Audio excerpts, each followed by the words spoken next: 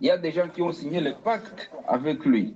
Et s'il faut vous dire vrai, l'armée congolaise, nous la maîtrisons très bien. Elle est subdivisée en 4 catégories. Si vous le voulez que je vous le dise bien. Il y a les officiers pro-Kagame, pro-Museveni, qui sont injectés au Congo à partir de tous les mixages, toutes les négociations, Sam City, Amanile ou je ne sais pas quoi. Il y a les officiers fidèles à Kabila. Ce sont des officiers qui ont été façonnés par Kabila et la plupart de ces tendances, je ne sais pas, Katangez ou quoi, je ne sais pas. La troisième catégorie sont des officiers affairistes qui sont là pour se taper des millions, acheter des villas en Europe et ils s'en foutent du reste. Même si le Congo pouvait être balkanisé, ils s'en foutent parce qu'ils ont déjà leurs enfants bien installés dans des villages, je ne sais pas où, et des millions dans des comptes de milliards, pourquoi pas. Il y a la toute dernière catégorie de patriotes. Ces patriotes sont ignorés. Ils ont été longtemps inhibés par Kabila. Ils ont été bernés par Kabila, ils ne sont pas trop visibles et vous n'allez pas les retrouver trop souvent parmi les lieutenants généraux. S'il est parmi les lieutenants généraux, il est clochardisé, il vit la médiocrité parce qu'il n'a pas été récompensé au même titre que ce traître. Vous ne pouvez pas les voir parmi les généraux-majors, ils sont rares. Vous allez les retrouver au bas de l'échelle, soit colonel, pendant 20 ans, 30 ans, il n'est jamais monté de grade. Et la République peut compter sur ces gens. Parce que nous, on ne réclame rien, nous, les Ouazalendou. Nous accompagnons le gouvernement et on ne peut qu'accompagner une armée royaliste républicaine bien ficelée. Mamadou l'a fait après plusieurs humiliations par les mêmes traîtres. Baouma l'a démontré. Et c'est la même armée qu'on a utilisée. Ces FARDC sont combatifs.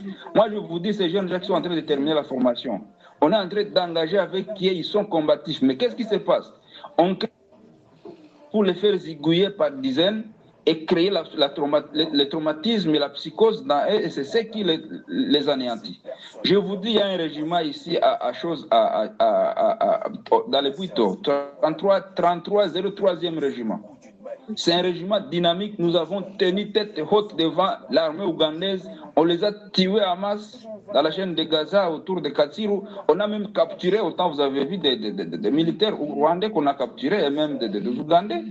N'est-ce pas? C'est avec un régiment organique de 1200. Mais comment voulez-vous qu'on gagne la guerre alors que les commandements depuis Kinshasa, c'est qu'on a au moins plus de 10 régiments ici qui n'ont même pas 200 hommes par régiment, alors qu'on devait avoir 1200. On a 10 régiments qui ont 2000 hommes au lieu d'avoir 12 000 hommes. Et là, Kinshasa, on justifie les fonds, les salaires, la ration, la dotation pour tous ces gens. Ça va où cet argent, toutes ces munitions, toute cette ration? C'est ce qu'il faut demander à l'inspectorat général des FARDC. C'est ce qu'il faut demander à l'état-major général. Moi, je sais vous dire 34-11, 34-12, 34-13, 34 patati patati, 200 militaires pour un régiment. Un bataillon avec 50 hommes, ça n'existe nulle part au monde, madame. Même les alliés que le Congo invite ici se moquent de nous. Et ils engagent 700 hommes comme bataillon. Le Congo vient engager, les FARDC nous amènent 50 hommes bataillon. Ça signifie quoi ça? Et comment on peut gagner cette guerre?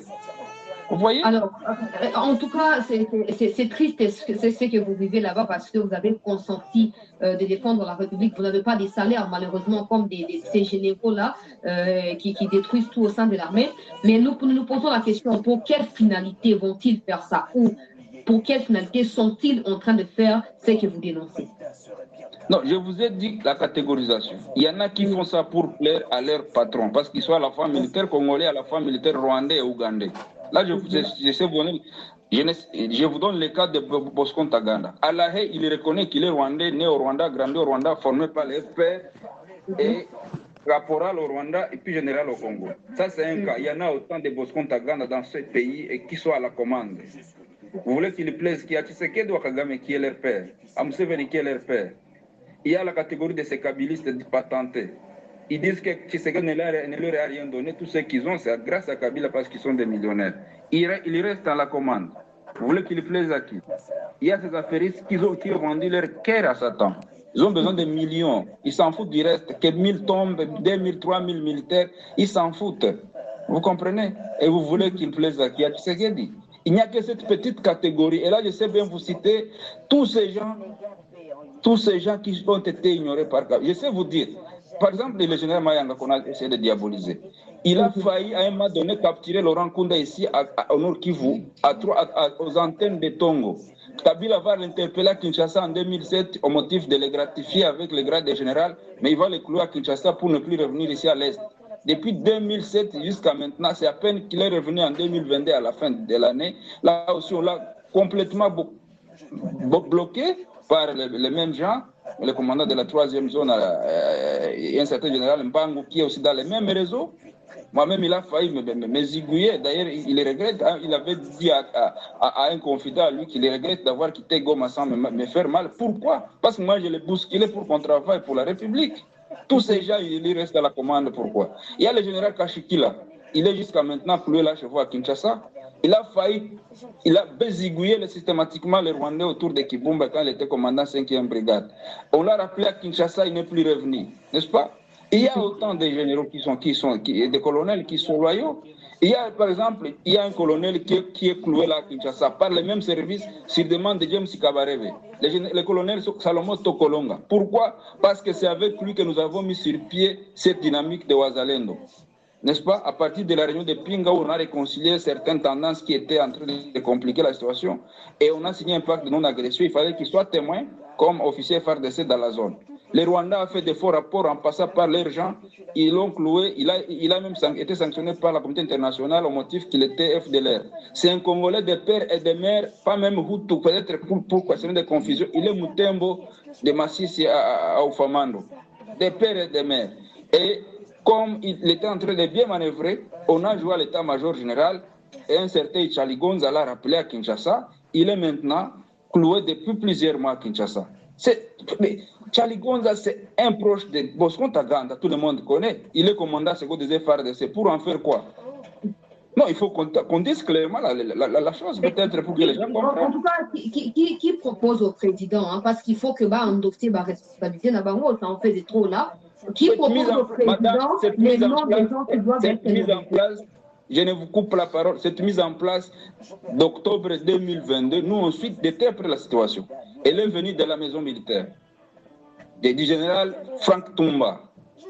Frank Tumba, c'est lui qui a mis en place un scénario qui consistait à désarticuler, et c'était prévu. Je vous donne le cas. En nommant, en arrêtant Yves Filemon, et on nomme Marcel Mbangu, son cousin ou je ne sais pas quoi, ou son frère, je ne sais pas, au même poste. La 3e zone de défense, madame, depuis Kisangani jusqu'à Kindu, la majorité des généraux qui sont là sont des Katangais de la même tribu que Yav. Vous arrêtez Yav pour les remplacer par un autre Yav, un autre mec qui a la même philosophie et il embrouille la situation par un commandement qui n'est pas propre. On va mettre Massunzu à chose au Katanga dans la 2e zone de défense. Massunzu se fait entourer par Innocent Gahizi. Vous connaissez Innocent Gahizi, c'est qui? C'est un ancien du CNDP, du RCD, qui est cité plusieurs fois dans les rapports des experts des Nations Unies comme étant la personne qui facilitait l'entrée de troupes rwandaises au Nord Kivu quand il était commandant région Asego entre 2018 et 2020. Allez consulter les rapports des Nations Unies, ça va vous dire beaucoup. Il est là. Vous comprenez? Et pour produire quoi? C'est-à-dire quoi? Il y a une passe de la balle entre deux tendances. Les Rwandais et les Ougandais veulent assiéger le Kivu et l'oriental. Les Katangais veulent créer la sécession katangaise avec Kabila et John Numbi. Et vous, à Kinshasa, on va vous embêter par tout ce que je venais de dire tantôt. Et le Congo sera balkanisé en trois. Cette mise en place avait l'objectif de faciliter tout ça. Vous comprenez? L'armée, le Kagame a dépêché un officier spécialiste dans les actions de subversion à Brazzaville. Au même moment, on a nommé un officier ancien du CNDP au Congo central comme commandant régional à Sego. On a nommé à la base militaire de Kitona que James Kabarebe avait assiégé un général qu'on appelle Munyakazi. Qui est qui? Il est qui? Vous voyez ce que les gens sont en train de jouer? Donc, la carte, la messe est dite. Le Congo maintenant respire par la grâce de Dieu. Et si on ne sait pas rentabiliser cette grâce, Dieu lui-même n'aime pas les gens qui ne savent pas rentabiliser leur destin. Vous voyez? On nous a tout donné. Le Congo est ce pays grand, avec d'immensité, avec toutes les potentialités. On est cette belle femme qui s'ignore. Mais si tu es une belle femme qui ne sait pas ta beauté, mais tu seras prostituée, tu vas te laisser traîner dans la rue comme ça par tout homme, alors que tu pouvais être une femme de ménage, bien respectée, une femme entrepreneur, une femme, je ne sais pas qui, présidente ou quoi. Assumons-nous. Maître, cher compatriote Jules Mounouba, je rappelle à tous ceux qui ne connaissent pas Jules Mounouba, c'est le porte-parole des Wazalendo, des héros, comme le président l'avait dit tantôt, qui combattent au front là-bas pour la paix et la libération de la partie est de notre pays. Avec tout ce que vous étalez ici, je me pose ou nous nous posons des questions, comment se passent les affrontements au niveau des massifs si précisément, parce qu'on venait d'apprendre qu'il y a une route qui a été créée, en tout cas une route qui vous échapperait, qui est créée au niveau de Rouvaya jusqu'au Rwanda, et le M23 se sert de cette route-là pour évacuer des minéraux qui viennent de la cité de Rouvaya, qui n'est peut-être pas contrôlée par les M23. Comment vous expliquez ça? C'est toujours la trahison? Oui, c'est la trahison. C'est la trahison. C'est la trahison parce que nous savons vous dire que le trafic des minéraux là est organisé par qui et comment. Merci. Cette route, ça ne nous échappe pas, madame. On a arrêté Mangachuchu, mais tous les complices de Mangachuchu sont encore là. Ils ont des millions de dollars pour corrompre même certains. À Roubaya, il y a un mec qu'on a acheté, n'est-ce pas, à qui on a bombé de l'argent, qui est en connivence avec un officier FARDC, qui l'a bombé cet argent. Je ne voudrais pas citer leur nom ici pour éviter leur fuite, mais ils savent me comprendre. Et qui organise ça? Ce sont des politiciens, n'est-ce pas, en connivence avec Mangachuchu. Nous avons donné ces rapports depuis, madame. Moi, j'ai un rapport que j'ai fait depuis 2 ans. Ça se trouve là, à Kinshasa. Et c'est passé fort malheureusement par les mauvaises mains. Les réseaux là de trafic des minéraux. Et ça transite comme ça déborde par Kalengera et ça va jusqu'à Kimumba, ça rentre au Rwanda. Mais si on ne sait pas arrêter, si on ne sait pas même zigouiller, pourquoi pas? Tout c'est très très bien identifié parce qu'ils corrompent certains services par des millions. Et vous pensez qu'on va gagner cette guerre comment? Il faut un changement profond parce que le mal est aussi profond. Et là, je vous dis, si on veut ma contribution, et là, j'ai déjà dit ça, je vous cite X, Y, Z. Je ne sais pas le dire ici pour des raisons évidentes, pour qu'ils ne fuient pas, parce que là, il faut les arrêter. Ce sont des politiciens. Mais les militaires, je dénonce ça parce que... de pouvoir les arrêter, ils continueront à détruire la République. Parce que pour les arrêter, il faut d'abord les identifier et avoir des preuves. Vous en avez, c'est comme ça que vous parlez. Alors, J'en ai suffisamment, madame. J'en ai suffisamment. Mais là, j'ai décidé de dénoncer les réseaux militaires. Prochainement, si on ne fait rien contre ces gens, je vous promets de dénoncer les réseaux économiques et même ecclésiastiques et même les réseaux des ONG. Tout ça, nous avons des rapports bien fouillés. Et il y a l'implication. Vous n'êtes pas surpris que quelqu'un quitte Kinshasa spontanément et se retrouve à Tchanzu chez Corneille Nanga. Donc, le mal est profond. Parce que là, il y a Jean-Jacques Bamba qui vient de suivre Nanga. On ne sait pas comment ils font pour partir d'une province à une autre et atterrir jusque là-bas. Et pourtant, il y a DGM, il y a ANER, il y a tous ces services. Tous ces services sont inféodés. Donc, moi, je pense, le président avait dit à un moment donné que Mboka Ekoufakala, et les gens se sont moqués de lui.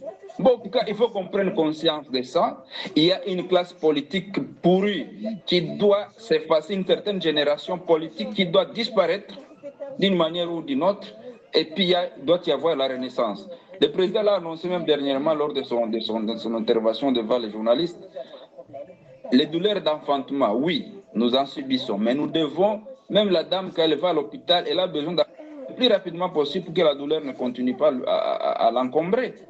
Nous devons, oui, renaître, mais il faut qu'on y aille vite parce que le mal est profond.